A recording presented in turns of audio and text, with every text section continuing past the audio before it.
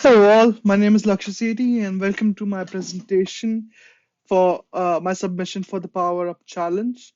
I hope we are able to go through all the prerequisites together and successfully pass the course. Wonderful. So moving over, as we know, in this case, we were given a challenge in order to make a whole process set infrastructure for an animal shelter, Paw&Heart. I was successfully able to do that. Moving over, let's look at some of the high level requirements that were asked of us.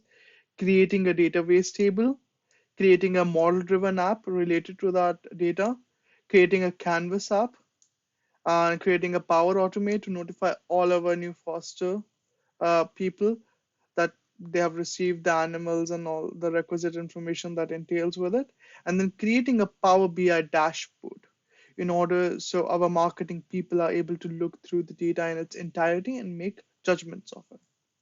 Coming over to a first requirement, Dataverse. So in this, we were required to import all the three tables in Dataverse, and let's look through it. As you can see, I was able to upload all three of them. Coming over to our first table, the shelter table. So our shelter table, we had 5 rows, and as you can see, all of them are present here. If you want to look at them, so these are all created by me, all the necessary data types that go with that. Now moving over to another table, foster care record. Now, foster care record is a bit complicated more than shelter table and requires a lookup feature to our shelter table, which can be seen here. And these are the related numbers to them. As you can see, I've created the foster ID into an auto number. So whenever there's a new foster couple or foster person, whenever they input their data, our table is automatically able to create a new entry. And that's one of the wonderful features about Dataverse. Thank you. Now moving over to animal shelter record. Now this is the biggest and the main table that we have.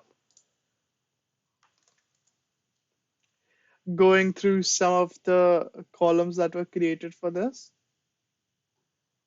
So in order to successfully do this, we were asked to create like a few lookup tables for our foster care data and for our shelter data so we can all connect them and accurately visualize them. Furthermore, as we can see in our further requirements, we were also asked to make the shelter status and animal type to be filtered upon, and for that, we made it into a choice data type. Wonderful. Moving over to our model-driven app. Let's go through. Apologies.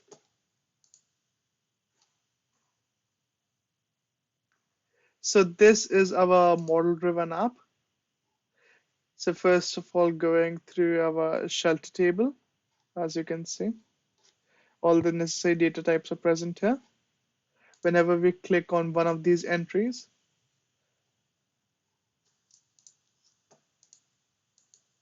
this is how the data is functioned here. And we can also observe all the related animal records that are present here. Moving over to foster care records. A similar, as I told you before, a lookup was created and we can explore that lookup through here. Going back. Now let's take one of our foster entries. Let's take 11, number 11. As you can see, this is our foster entry. This is our related foster ID and foster information. Which shelter that foster relates to, and the related animals that were fostered by this specific like claimer. Like Isabella did the very fine task of fostering all these three animals, Rosie, Storm, and Wilbur, and we are forever grateful to foster claimers like these. We can go through any of these in such a way. Oh, so one of the new things I would like to showcase is is our animal shelter record data. Let's go through with it all together. So here we have the necessary columns as were required. We require the animal name, animal type, animal shelter, shelter status, and the prerequisite location to it. So you may be wondering why some of these locations are empty, but some of them have data. So the animals that were adopted, we currently don't know the information location, so those are empty. But the ones that are present in a shelter or are present in a foster home, we have the necessary information. Moving over, let's select one of these fine animals. Just one second. Let's take Charlie. Charlie's a llama. Here we have his all of his data. He's currently, as we can see, he's currently in shelter. Let's check all of his, like he doesn't have any medical conditions, no medical treatments, but we can always update those. We can update like when is next like veteran date, any procedures that are needed by him. Since we can see there's none of that, we can change this to ready to foster, a status that is very much required in the next part of our journey through our Canvas app. Now let's save this. Now let's go back and let's check that the status was changed. As we can see for Charlie the llama, the status was changed. Now going through the filtration process in our animal types. Let's take, I don't know, let's take llama, let's take rabbit, and let's take tortoise, and just apply. As we can see, we are able to filter them on that regard. Now let's clear this and do the same thing for our shelter statuses. For this, I would like to showcase to you in shelter and ready to foster. Let's see. So as we can see, we have one ready to foster and so many of these in shelters. Let's convert more of these into ready to foster so we have more data to go through our Canvas app. So as we saw through it, we have Sadie here. So Sadie has anxiety and one of her treatments is medical behavioral therapy. Let's go through one of the requirements and see. So we have completed this. We are able to sort and filter animal type and shelter status. We are able to select an animal and see its details as uh, as can be seen here. And let's just update the veterinary medical issues and make it ready to foster. So since I've opened it, we can assume it's all done and we can now uh, convert it to ready to foster. Let's just save it and close it. Alrighty. So this was my model-driven app, and I hope I was able to go through all the necessary requirements. Thank you so much. Now let's go through our Canvas app. So Canvas app is the thing that we like to call the beautiful part of any project.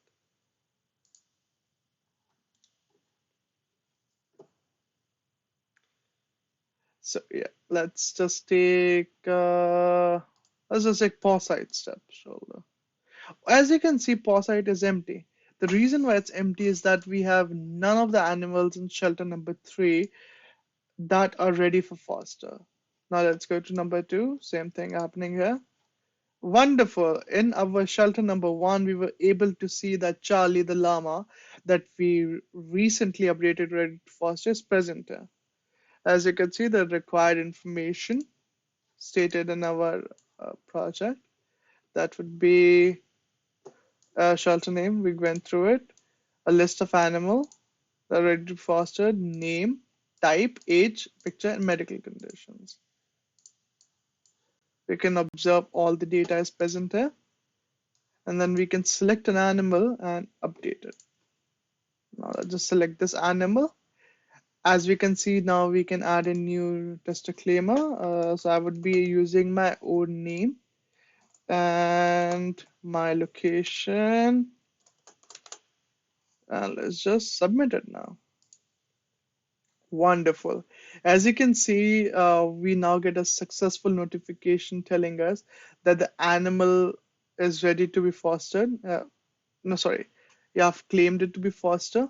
Now let's go through our next requirement. That would be our Power Automate. Just give it a second or two, and then we will pull up the email. While the email is happening, let me show you through the Power Automate flow that was created by me.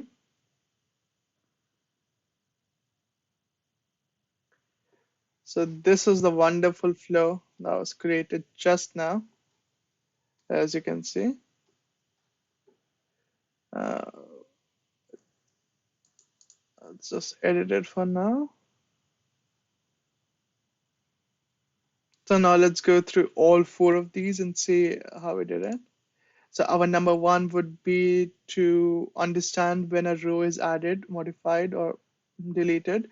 We are checking it for the animal shelter. Scope is organization. Then first, we are getting the animal record where the change happened. After getting that specific animal record, we are trying to now get the requisite or related foster record. So we will be seeing how why did we need both of these and what's the use of it. So for this email to send through, I use a Gmail connector using my own account and such. So this is the email created by me. Here we can see we are thanking the user and all the requisite information. Yeah, that's all. Now let me show you the email. Welcome back. So as we can now see, this is the email just we sent a few minutes ago. This is thanking the user for fostering Charlie.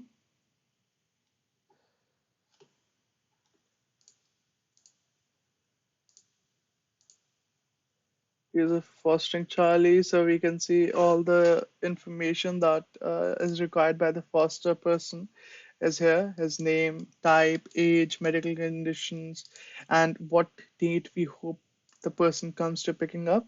So what formula I use for that is just basically I took the date the button was clicked plus 7 days. So as you can see, it's here. Now moving over to our another requirement, our final requirement, that would be our Power BI dashboard. Now first understand like what is required in a Power BI dashboard. Number one would be the latest news. In a past 1 month period, how many animals arrived at the shelter and how many of those animals were fostered. Since all the data is a little bit backdated, I just took a slice of 1 month that I think accurately represents all the data changes happening in a very nice way, and I just modeled that.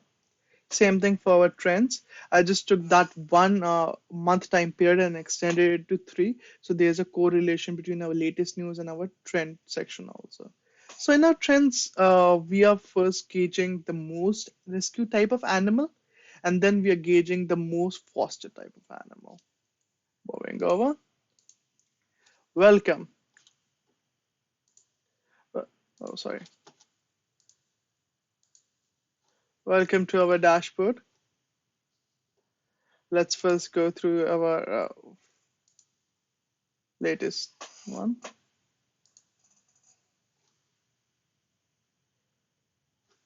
Apologies, it's a bit old in that regard. So as you can see in that particular time period, we rescued three animals and two animals of them were fostered. So this is the requisite like data in relation to it. So let's first look at Winston, which was a dog. He's still in shelter. Then came Lucy, a snowball. Lucy came and but she was claimed for adoption, and she's currently staying at number 24 foster care. And then we have Snowball. She was adopted. Congratulations. So, and Forever Family came and adopted her. So when we see through these like heat graphs of rescued animal distribution, we can see that most of the animals that went in our number three shelter, with one of animals went in a number four shelter. But when we look at the foster animals, we can see an equal relation, one and one happening. There's no relation after the fact of how many animals will be fostered depending on a shelter location. Moving over to our trends data. Now, this is more interesting. We can see that in the last 3 months, we rescued 11 animals, and the most common type was cat. As we can guess, we live in a suburban area, and cats are often the most adopted and most like left out animals, unfortunately. But let's look at this heat graph for further information.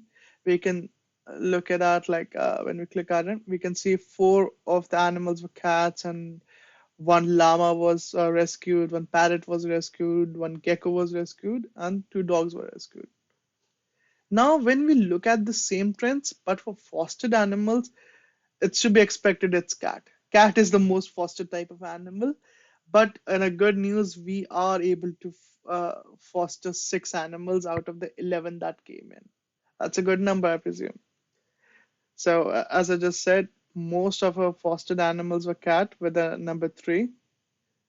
And surprisingly, gecko and goat were also the ones that got fostered in that time period. Over and all, thanks for the opportunity for me to take this program, and thank you so much. I hope to hear from you guys, and I hope to pass this course. Thank you.